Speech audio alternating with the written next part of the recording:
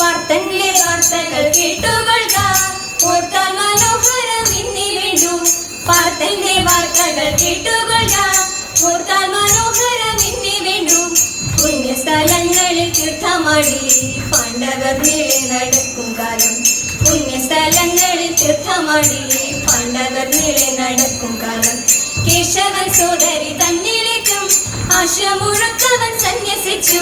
കേശവൻ സോദരി തന്നിലേക്കും ആശ മുഴക്കവൻ സന്യസിച്ചു. വെള്ളാകിയായ സുഭദ്രയുടെ മന്ദിരം പൂക്കുമ്പോൾ പാണ്ഡുസൂതൻ.